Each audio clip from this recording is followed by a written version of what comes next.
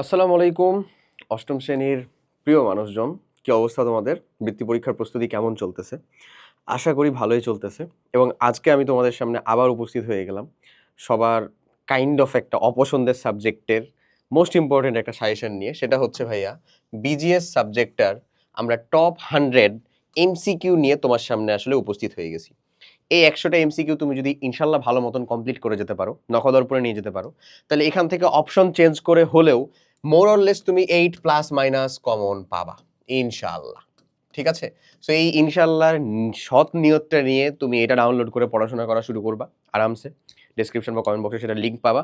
But তার আগে অল্প কিছুটা সময় নিব মাত্র। তোমার নিজেরও এখন আসলে খুব ইম্পর্টেন্ট সময় যাচ্ছে। সো হোপসো আমি নিজেও তোমাকে আসলে প্রেফার করব যে এদিক ওদিক এত সকল জিনিসপাতি দেখে টাইম ওয়েস্ট করার থেকে নিজের প্র্যাকটিস করার সময়টা হচ্ছে বাড়াও, তাহলে সব থেকে বেস্ট হবে এটা। এখন এই বিজিএস এর এমসিকিউটা কিভাবে সলভ করবা, কিভাবে পাবা, এই রিলেটেড দুই একটা কথাবার্তা প্লাস বিজিএস এর জিনিসের ওরিয়েন্টেশনটা তোমার জানাটা আসলে আমার মনে হয় খুব দরকারি। সো এই 100 এমসিকিউটা তুমি তো আজকে পেয়েই যাচ্ছ, সুন্দর মতন আল্লাহর নাম নিয়ে প্র্যাকটিস করা শুরু করো। বাট ইন কেস তার আগে দেখো তোমার বিজিএস এ আসলে অপছন্দের জিনিস, সেটা আমিও মানি, আমারও নিজেরও অপছন্দ ছিল এবং বিজিএস এ আমি ওই হাবড়ার পুল পার করার মতন কেবল 79 থেকে হচ্ছে যে 83 এই রেঞ্জের ভিতরেই থাকতাম আল্লাহর নাম নিয়ে। এর থেকে মানে আর কি বেশি বাড়াইতে পারতাম না, বুঝছো? এবং এমন অনেক রেকর্ড আছে 79 পেয়ে আমি এ প্লাস পাই নাই পরীক্ষাতে, স্কুলের পরীক্ষাগুলোর ভিতরে বিশেষ করে।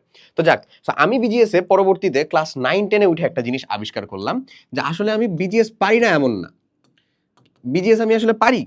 সত্য কথা, বিজিএস আমি আসলে পারি। আমার যে লার্নিং এর ওয়ে অফ অ্যাপ্রোচ সেটা হচ্ছে আসলে ভুল।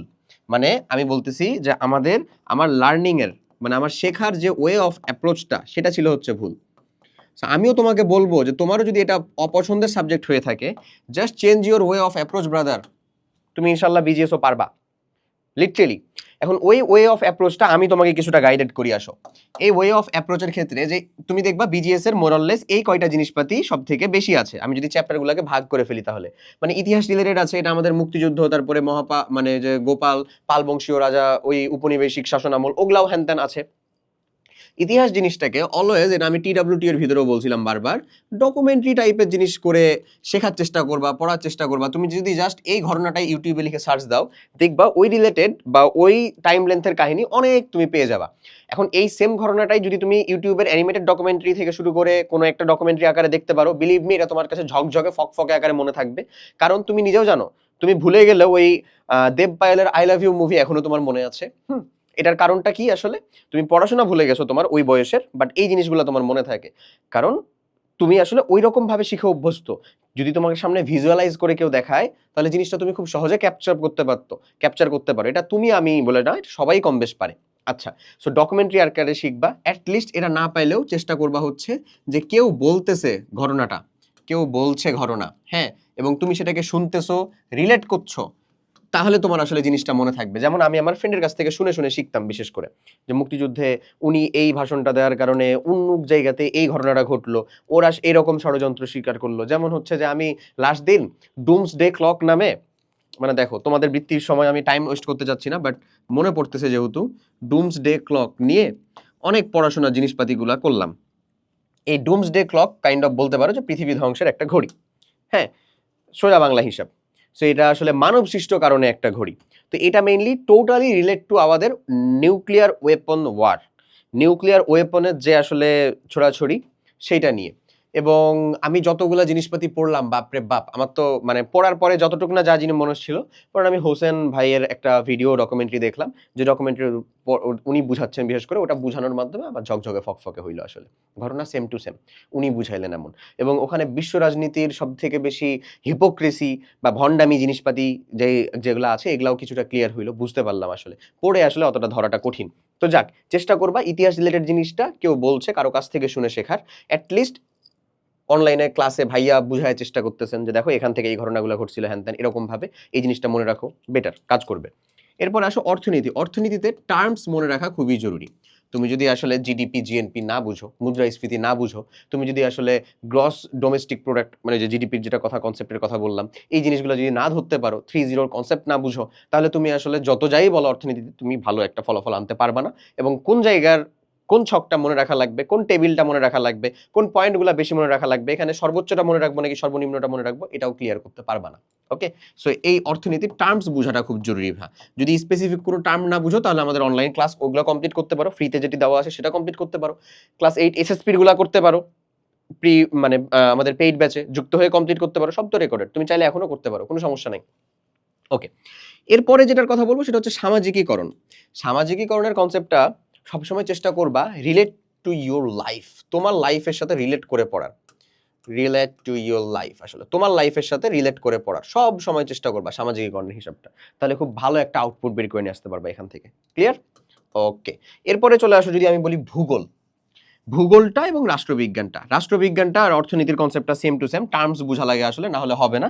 এই যেই মানে রাষ্ট্রবিজ্ঞানের ক্ষেত্রে আমি তোমাকে বলবো এটাকেও তোমার লাইফের সাথে কিছুটা রিলেট করবা। যেমন ধরো একটা রাষ্ট্রের কাজ কি, একটা ইউনিয়ন পরিষদ কি করতে পারে, একটা সিটি কর্পোরেশন কি করতে পারে, এটা তো তুমি কোনো একটা সিটি কর্পোরেশন বা ইউনিয়ন পরিষদের আন্ডারে, পৌরসভার আন্ডারে ওনারা কি করে, সচিব উপসচিবের কাজ কি, আমাদের আইন মন্ত্রণালয়ের কাজ কি, এই জিনিসগুলো যদি তুমি আসলে মানে তোমার বাস্তবিক অর্থে প্রয়োগের জিনিসটাতে জায়গাটাতে দেখে টেখে আসলে করতে পারো, তোমার অটোমেটিক মনে থাকবে।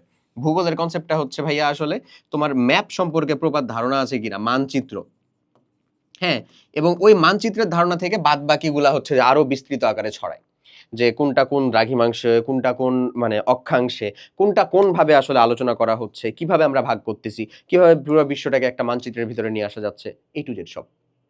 ক্লিয়ার? ধরতে পারছো? সো আশা করি এই জিনিসপাতিগুলো হচ্ছে তোমার একবারে বেসিক কনসেপ্ট, বেসিক জ্ঞান। আমি এতক্ষণ রাম ঝেলাম যত যাই বলি, এই জিনিসপাতিগুলো আসবে না, এই জিনিসগুলো হচ্ছে জাস্ট তোমার অক্সিলারি বা সাবসিডিয়ারি। তোমার যে জিনিসটা আসবে, চলো আমি সেই জিনিসটা দেখাই ভাইয়া, তোমার জিনিসটা আসবে হচ্ছে এইটা। ওকে, এইটা এক্স্যাক্ট এইটা। সো তোমার লাগবে হচ্ছে ভাই এইটা। দেখো আমি বলতেছি এটা হচ্ছে তোমাদের অষ্টম শ্রেণীর বৃত্তি পরীক্ষার বিজিএস সাজেশন, এবং আমরা হালকা শ্রেণী ইনফিনিটি স্কুল তোমার অসীমতক সম্ভাবনার দুয়ার তোমার সামনে এসে হাজির হয়ে গেছি আলহামদুলিল্লাহ। দেখো তোমার এখানে টোটাল 10টাতে সুন্দর মতন 10টা কোশ্চেন দেওয়া, উত্তর দেওয়া, 10টা কোশ্চেন দেওয়া, 10টা কোশ্চেন দেওয়া, উত্তর দেওয়া, 10টা কোশ্চেন দেওয়া, উত্তর দেওয়া, প্রত্যেকটা সাবজেক্ট থেকে, মানে প্রত্যেকটা সাবজেক্টের প্রত্যেকটা চ্যাপ্টারের অংশ থেকে, ওই চ্যাপ্টারগুলোর অংশ থেকে প্রত্যেকটা টপিককেই টাচ করার চেষ্টা করা হয়েছে। 10টা কোশ্চেন দেওয়া, উত্তর দেখা। তো এই যে কোশ্চেন তুমি নিজে প্র্যাকটিস করবা, উত্তরটা ঢেকে তারপরে উত্তর সহ প্র্যাকটিস করবা, উত্তর সহ হচ্ছে পড়বা, যেগুলো ইম্পর্টেন্ট বেশি মনে হবে সেগুলোকে সুন্দর মতন মার্ক করে রাখবা, ধরে রাখবা, দেখায় রাখবা। দেখো ইন টোটালে তুমি পেয়ে যাচ্ছ টোটাল 100।